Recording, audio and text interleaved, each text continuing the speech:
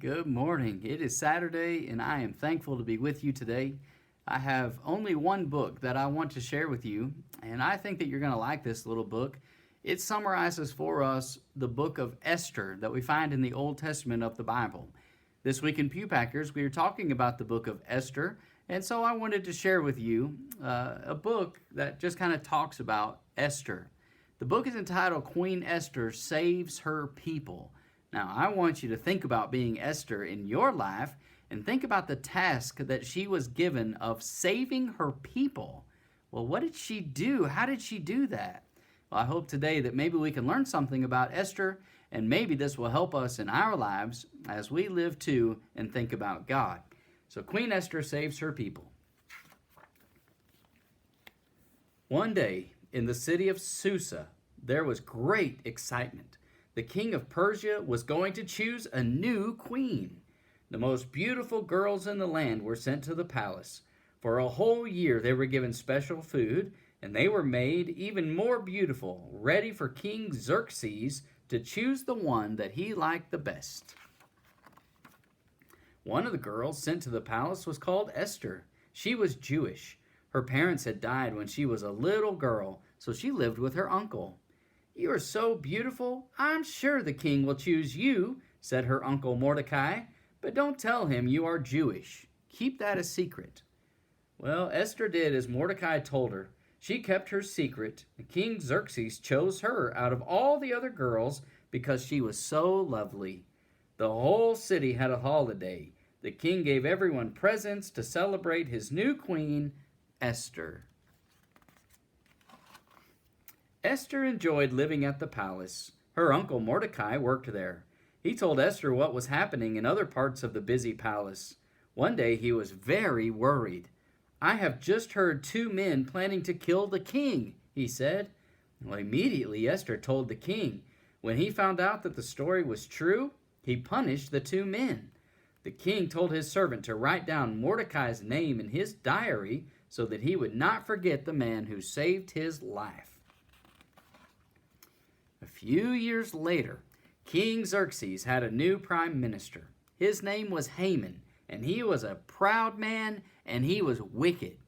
When Haman walked in the palace gardens and in the city square, he made everyone bow down to him. But Mordecai did not bow down to Haman.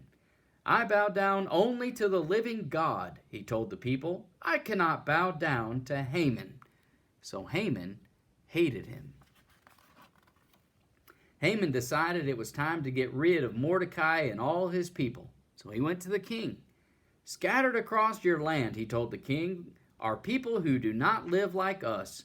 They do not obey the laws of the land, and as I am your prime minister, I advise you to get rid of them." Haman was a clever man. When he spoke like that, King Xerxes thought the idea was very sensible. He gave the order that on a certain day all the Jews should be killed.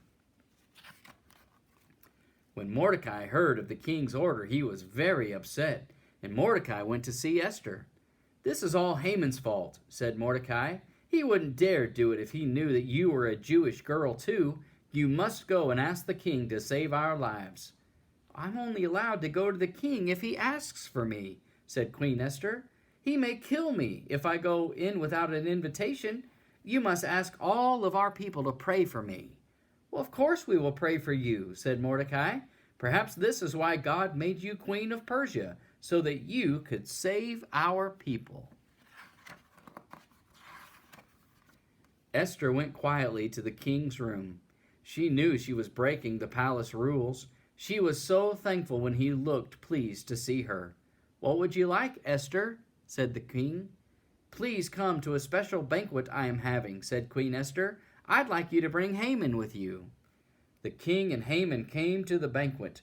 It was a delicious meal. Haman felt very proud of being at the queen's banquet. That night, King Xerxes could not get to sleep.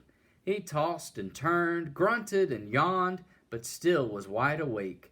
In the end, he started to read his diary. He read about the two men who had plotted to kill him.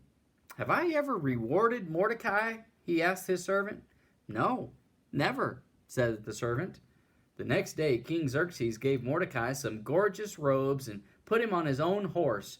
He told Haman to go ahead of the horse around the city square, shouting, "Look how the king rewards a man who serves him well." Haman just hated doing that. The next night, the king and Haman went to see the queen again. "I want to give you a present," the king said to Esther. "You can have anything you like. What can I give you?" Well, Esther was trembling with fear. She knew she must tell the king now about the plot to kill the Jews. "There's only one present I really want," Esther said. "I am a Jew. I want you to change the order which says that all the Jews must be killed." "Who told me to make such a terrible order?" asked the king. "That man did," said Queen Esther, and she pointed to Haman. The king looked at Haman. Haman was trying to run away. The servants in the palace caught him.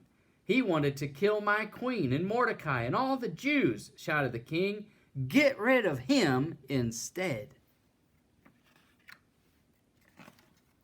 So Mordecai was made prime minister in place of Haman. The advice he gave the king was always wise and good. God's people were safe, living in the land of Persia.